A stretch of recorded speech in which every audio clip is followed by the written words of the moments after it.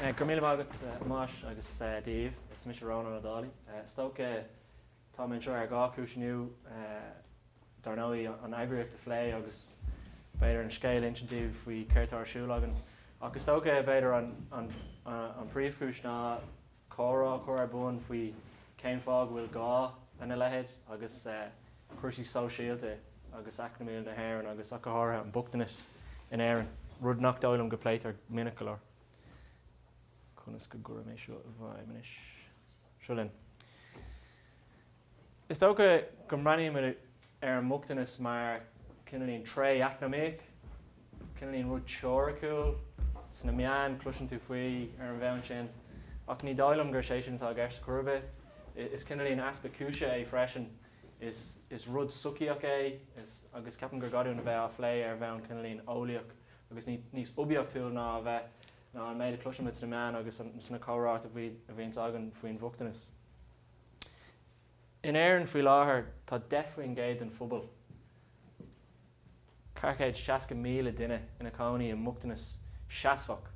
So tá cúpla réimsí de bhugtanas ann. Bugtanas seasfach sin consistent poverty agus an rudatá a gceist ná nach bhág an daoine sin. Is tá a gceist leis ná tá cúpla categóir i gceist agus munar féidir leat dul amach ar feadh béile le a cháda nó le a chláán nó duch uair bhí. Seo rointas na categóir, right? Má cheannaíonn tú éadí dara lábha, seachas éadí nua. Má siúr éige mín dearcadh agat íoc as teast an teach. Munar féidir leat bruntanas a ceannacht do cháda nó chláán uair bhliain. Munar féidir leat gá péir bróga láidir bheith gut. Cóta jazz, béile Somália, fheolaithe uair sa teachtain, nó más rud é go raibh dearcadh agat an teas a thaobh mar dúirt mé. Tá tú iad a chonaí a mugtanas seasfach, munar féidir leat íoc as gá ceannach sin. So saolaigh céimhéadún an seo go raibh an rogha dhéanamh faoin na rudí sin in our héil riamh, beidir nach raibh an riamh. Tá daoine tá 460,000 duine a déanamh an cinenne faoi cén gá ceannach seo a mééis acu an bhí seo. Agus ní dáilm go bléimiid sin, 460,000 duine in éireann. An líon ag glas seo ag an mbun, sin bugtanas seasfach. An líon ar bár, sin daoine atá cinnalíonn in tionchar dul isteach sa bugtanas. Agus feiceann tú an athrú mór, thugans ar an líon mór sin. Feiceann tú an 2006, ní fear leat na blianta eáil an sin ach 2007 bhí sé sin aníisiil. Tíogar Celtach agus an sin thusaigh sé ag ordú. Ach an líon ar bun an bugtanas seasfach, tá sé sin ag fannacht ar timpeall deafrainn géad ó luas na 19 gnócadaí. Ní rathraigh sé leis an tíogar Celtach, ní rathraigh sé ní an tíogar Celtach, dáin sé timpeall deafrainn géad. So star na hÉireann tá timpeall deafrainn géad an phobal ina cánaí in mugtanas seasfach nach féidir le íoc as teas sa teach atá ceannach 80 dara lábha. Agus an rud na bhfuil sim agam san ná an áid seo nó an roghatán. An bhfuil deafrainn géad an phobal mar cluiseann tú as roinneann na meán go bhfuil daoine atá ag ranú bheith ar an welfare, go bhfuil daoine ag ranú an saoil sin. Tá sé sin simú mar ceist agus bíonn sé sin á phlé agan. Ní heitnaíonn sé go gádaún an ceist sin na phlé, mar nuair bhainnig tú ar na fíorchaí seo a léirítar dún. Seo líon na náltaí dara le bheith le hain clíon ollscoil. Brannig ar blá clia. Bailí clia 10 áhfuil midna bailífermit, bailíformad. Sé faoin géad 10 dus na daltaí. Tá sé dul go dtíon 3 le go dtíon ollscoil. Brannig an sin ar blá clia 6. nó gné faoin géad. An bhfuil 6 faoin géad an dus na Gaeil Óga bailíformad ag ranú gan dul go dtíon ollscoil agus ag ranú an saoil sin. Béidir, ní dála mé. A céir faoi seo, an cuireadh 7 faoin géad dó siúd atá i brisú na Mount Joy is as 5 sráidbalta im lá cléad. 5 sráidbalta, 7 faoin géad dó siúd atá i brisú na Mount Joy. an lais. Mas rud é bhfuil tú a chonaí an mucht na seasfach, tá gá ire de cheans go bhfuil tú galar mórfach agus go marítarthú a bhd níos lua ná duine nachhfuil ag martáil a mucht na seasfach. An bhfuil daoine ag raibhnú sin, ní dála mé.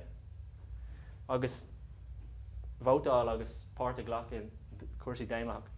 Feicimid go minic nach bhfuil na rátaí cóthard sna ceannaireachta an bhfuil daoine ina chonaí mucht na seasfach sna tír sa cuid eile den tír. So ní dáilumsa gur rogha atá ann, ní dáilumsa gur go cinnalíonn go nglachan daoine leis go bhfuil siad ag gceist acu do gán post bheith acu, an rud a léonn tú sna journal comments a gcónaí. There's loads of jobs out there, people just want to go and get them. Ach tá siad rá leis go. This ráméis tá. Cén fág an dhearm sin. Seo híad na ceannaireachta ard díostéachta. Agus tá an tálinn le census 2016 tá an tála seo ór nua. Tá sé díreach fáilte. So cad is counter ard díostéachta ann. Is teamhráin é ina bhfuil lucht oibre os ciún 2000 duine ann agus go bhfuil ar a laid 27 faoin gcéad an counter sin díosta. Tá go leor eolalas an sin ach beirigh i lum. Má bhain tú ar cathair limní agus cathair blá clia, tá ceannaireacha áirithe ina bhfuil ard díostíocht ann. So ní hé go bhfuil 10 faoin gcéad de gach duine i gach bubal agus i gach sráidbáil is sa tír a conaí a mucht na seasfach. Ní hé sin atá ar siúil a churbe. Tá an bucht na seasfach lonathe go sunrach i gceannaireacha faoi leis a tír agus is féidir leon brandúorthú agus rá seo híad na ceannaireacha. Tá 7 éige acu sa tír ar fad. An meanráta díostíochtas na ceannaireacha seo tro a hain faoin gcéad go gcomparáid le 30 faoin gcéad go náisiúnta. Rointas na ceannaireacha an sin. Cathair limní is tócha an áit is massa sa tír ó thaobh na ceannaireacha seo agus cuid acu am lá clia, Darndale, Teaghlacht, Clondulcán, Ballymunna agus Fionglas. So is féidir linn a rá seo híad na ceannaireacha seo an áit goil an fáib. Dá bhrí sin ceirrínte sin ar bhealach. Mar is féidir linn a rá, well, más rud é goil an fáib lonathe sa ceannaireacha seo, is féidir linn rud a cinnta dhéanamh faoi. Agus is tóga gur sin an spruc agus an fhís tá dhuine. Cunas gur féidir linn an iontraíocht a úsáil chun leasa na pobal seo. Cuacht ghnó leasa an suchaí. Sin cinnalíonn an spruchtá dhuine mar airgeacht. Is cathairnach muid, tháinig muid ar an saoil 3 bhliain ó shin. Bhunaigh muid an 100 cinnalíonn pilot in Ballyfermot áit bhfuil muid a gobar faoi láthair. Agus mar déirméid an fhíseatá a gcuin ná fiontraíocht a úsáid chun na fábanna seo a réiteach. Ní hé gur aithríigh a chuin libh an lína sin díreach ó na nínéad nócadaí a ráig. Ní aithríigh sé mór an. So is léir nach bhfuil na cinnalíonn freigrítá a gcuin i gobar. Tuisc nach bhfuil an faoin gcéad ag ahrú le tro a chuige bliana nuas. So caiimid rud a cinnt nua dhéanamh. Agus an múnatá a gcuin ná úsáid a bhaint as an iontraíocht. Mí ná mé sin níos mó. An céad rud gnéanamid ná go bhfustaíimid fiontraí pobal. Sin duine atá an taithí acu ar an ghnó agus ag an céine atá an partnerireachta dhéanamh agus gaeilta a chruthú sa phobal. Fóstaíonimid duine agus buíonimid sedco hub tá céad ceann agan na mália formid. An sprucht agan ná iad a lunús na ceannaireacha dar nó atá faoi bhí bhuntáiste. An rud atá a gceist leis an hub ná gur counter physical é, gur ifig physical é ar féidir leis an pobal buaile isteach ann. Nuair atá an pobal an sin agus an hub bunathe agan, tusaimid leis le furbairt an iontraíocht Shóisialta, le ghnó agus le tugraí a bhunú i barcnéireacht leis an bubal. Agus is dólam goil sin beidir ar an rud is tábhachtaí, partnéireacht agus comhoibriú. Mar déir matú cinnalíonn tamil ó shin, ní hé go bhfuil muid ag dul isteach agus rá tána freigraí ar fád agan agus tagaigh linn agus athrámid an saoil. Ní oibríonn sé sin. Caiitú bheith ag obair a barcnéireacht le guaoine. So tugamid an pobal isteach lurgaíonn me daoine atá sim acu ó thaobh an tucaí agus an pobal in bhfuil siad athrú agus feimid iad baintach leis an méidtá ar siúlagan. Tá próséis, níor chuir mé an próséis ús tá seacht céim, tá sé anna cinnalíonn techniúil ó thaobh planáil ghnó, tástáil, lean startup agus leanamid an cinnalíonn próséis sin céiminí a céim go dtí bhfuil fiontar bunathe agan. Na cuideachtaí a cruthíonn muid an príomh sprúch atá ann ná puist a cruthú.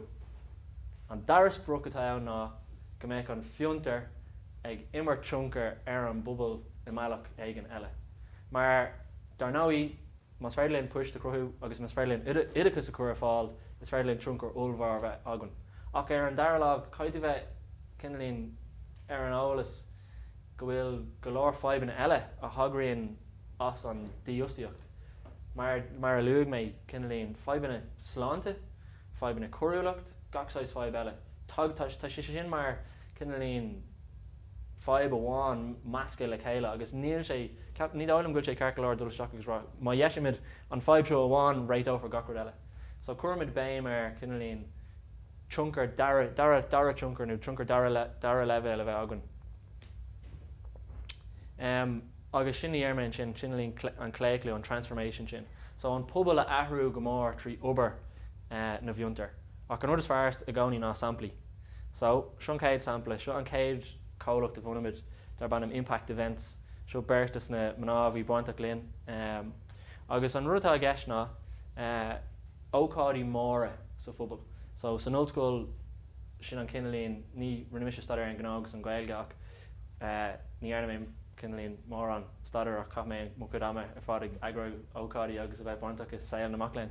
So fuair mé anna chuid taithí ar chunas ócádaí agrú agus ar bhí me de bunú an rud a bharta mé ná tá cinelín taithí agam mar sin agus tusámid mar sin leis sin.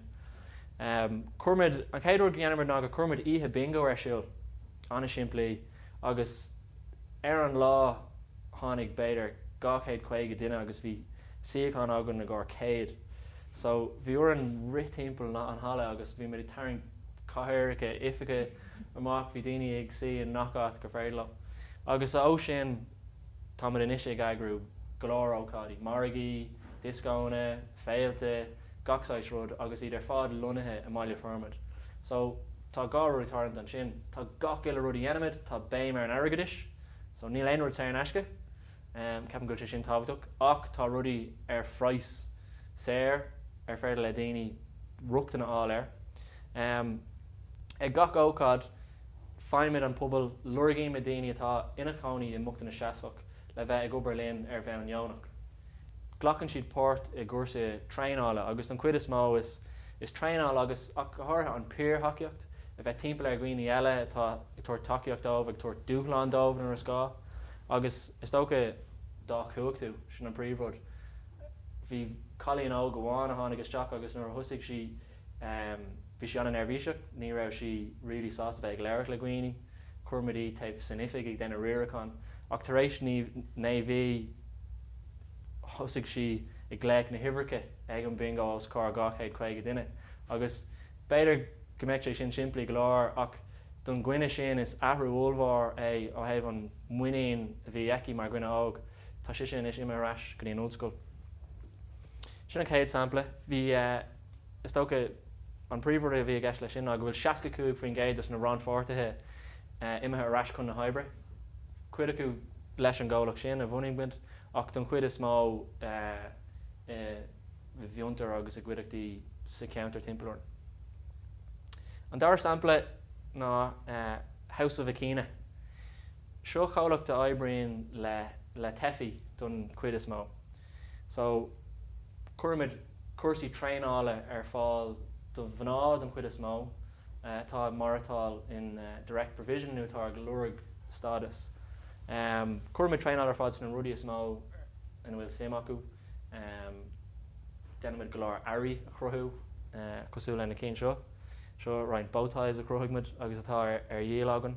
Don cuid is mó is airí fashionta iad agus déalamid na hairí sin ar lína agus ag margaí agus is tócha an príomhrud ná ar an céad dul tríos támarí tuair deis dus na bhaná seo cuid maithú atá ag teacht ó cúlairí foréignach, cúlairí de anchuid bhíomhúntáiste, níos measanna a bheith muid an éireann agus tuair deis dá bhrudaigh an dearfach dhéanamh scill nua eolamm agus an sin fustiúcht a bheith acu. Múnamín dómh conas na hairí seo a dhéal agus cuidirim an lo cólaach beag a bhuniú dómh hain. So sin an príomhrúd a ríist an fustaíocht. Tro Alice Colleen a thosaigh léana tháinig an Súdán le gá fáist óg Mariú fear chéile agus bhí sé mhail, bhí a chláán mhail tháinig si go hÉireann, bhí si a cónaí in direct provision sin an cóirtágan in éireann €9 sa teachtain, gan ceadaí cócrocht dhéanamh, gan ceadaí obair, gan ceadaí dul agus idachas áil. So ní raibh mór an de rah ach tá sé dar nóí bhí sin an páirrta ghlacha sa cuasa tréineáil a linne, airí a dhéanamh agus a hiilemh muid á éic faoin bhehard ná habair le aon duine, agus na fuair si a stádas an sin bhí sin an bhunaigh si a claochlaitheach ag denmh gúine agus airí fashionanta don phobal Súdánese i mbealach lia. So tá sé inis fustathe na claochlaitheach agus bhí si ag gearán le déanaí tuiscúil si gur ag glóigh níos mó takeíochta sin rud atá arás. An sampla dhearnach agus an sampla is bhfuil mise díirithe don chuid is mó ná triftify. Seo fiontar sóisialta atá inis ag fás níos mó bhunaigh mu é ar bheann áitiúil, agus seo an cinnelíonn rud is fearr an beidir faoin obair seo atá ar bhunagan. Thosaigh mu é cuidiú le siúpa carnachta áitiúil i mbaile firmad an stufa bhí acu i dhéal ar Amazon agus ar eBay. Agus tháinig muid go luigh raibh 10 ullmhar ann a bhád níos mó airgid a hiilemh. Fuair siad leabhar amháin isteach an economic history of Cork City, agus bhí si chun é dhéal sa siúpa ar beidir €2. Bhí sé á dhéal ar Amazon ar £100 agus bhí na dosain samplaí den cinál sin ann sa siúpa beag amháin seo a mbaile formad. So ó hin sin beidir blion go leth ó hin tá inis platform ar líon a crutha agan agus táid ag obair leis an NCBI chun an rud a chuir seach ag géad siúpa ar fud na tíre lá agus an sin fás iníos sin. So ceapan gur sampla seo ag go leor bubal feicim é an seo sa Gaeltacht feicim é beidir an nach pobal as a dagramúd an éireann, go bhfuil sé a cumas ag an pobal freigraí iontacha a chruthú dus na fáibanna tá timpeach orthú. Ach orintach braham mar phobal go míon mid sásta an fáiban ar bubal haine eisiú, agus nach míon mid beidir a géirí sin a leathnú amach. Agus is tócha gur sé sin an spruchtá agan na freigraí a imsín muid agus na fiontar a bhunaimid iad a leathnú amach agus iad a scape. An tionchar go dtí seo sa 2 bhliain nó 3 bhliain, cailmid an 100 bhliain really, ag pláiciach timpeall. Tá sé fiontar sóisialta bunathagan i mbaile formad. Tá 3,000 duine sa phobal sin ar d'imimiid tionchar díreach orthú ó hí a bheith gníomhach léinn nó ag freistal ar ócád nó córa bheith agan lo. Tá 180 tréineálta agan agus an 2016 sa 100 bhliain rinneamid income de 250,000. Tá méid fannacht ar an cuntas teachtarás ó heh an nuireach tá sé breú go mééis sin áirithe go 350 in 2016. Bhí 25 ran fortathe a ghlachpáirt ina umláin in Octobre. 2 acu thug siad aráscaín iad 3 level agus 5 acu fuair siad post linne nó le cálacht eile. So sin céad faoin géad cinnalíon ráta sásamh nó cinnalíon ráta success. So tá ansásta le sin. Jois sin níos Jackra de réir ama an céad grúpa tháinig isteach bíad na daoine a bhí sásta dul agus an 10 hapú. Tá méid cinnte go bhfuil daoine eile an sin go méid uair an ruúig a churthú agus iad lurig agus iad a tharacht amach le bheith buintach. So is dóilm go níos láí na figurí sin, dearm sin a gánaí le na funders a gánaí, bhí siad an ráta sin a raibh cumad sús an ráta ionach sin agus mis rá nó, ní thar lá sé. Agus an stocha an príomhrúd ná an saoil, táid tar éis saoil a bhunú agus a creidmid gur féidirlinn é ás agus orbert ar fud na tíre. Tá muid ag lurig mainú faoi láthair 250,000 má tá aon duine sa seomar sásta feic sé sin arás. Tá muid lurig mainú th 2 bhliain chun an saoiltá agan a mbaile formád ás agus a orbert. Tá 100,000 bailithe go fáil agan agus thosaigh muid cinnalíon an nuirí ar sin. So tá 150,000 eile le bailú agan chun an rud ás agus a orbert. Dar réir tá muid a géirí an inistéigh sin a caitheamh ar an saoil ausú pulas a níos fearr chu a bhaim cinna líon stocha an rud beidir snas a chur ar an saoil atá agan agus a cinntiú gur féilíonn é a bhaintó ceantar amháin agus é chuiristeach i gceantar eile. So an céad thóg eile tá mar gurí né fiontar sóisialta nua a bhunú 10,000 duine a bheith baintach agus 250 duine a buint as an muachtanas seasfach. Agus in níos sin amach anseo, rilí tá siad a spruc agan thóg a chur a nach ceantar atá faoi bhíomhántáiste. Gach mór ceantar stocha seachas gach ile ceantar tuiscúil go mbeidh pobal de 200 duine ceantar faoi le agus ní fiú pobal a thóg a chur an sin. Ach is stocha an rud nearnach in dhearmé ná go bhfuil sé seo in dainte ceapan agan ar fád mar phobal. Is stocha in nach pobal tá daoine atá a cánaí amachtaí na seasfach agus nach vector é beidir. Ach nar a bhreaimid timpeall an hain ar a bhreaimid ar na fíorchaí. Tá an scéil a bhád níos costa ná mar cheapamid agus is dóilm an fógartá dul amach faoi láthair ach go háirithe ag an réaltas ná go bhfuil gach rud a fáil níos fearr. Agus táid cinna lína creidú bhíon mé breanúir sin agus a ggéit a gach rud a fáil níos fearr de gach duine. Ach níl agus caiimid a bheith cinna líon ar an ámh faoi sin mar a hálíonn sé ach i gcónaí tá defuoin géid sin den phobal agus fágamid taobh híriad agus tá sé de cumas agan an scéil sin ahrú ach caiimid ar an céadúil síos a bheith ordalach air agus ar an deirdúil síos a bheith sásta ghlacha leis an dúchláin is tócha an scéil ahrú. So sin muid gur míle maigí.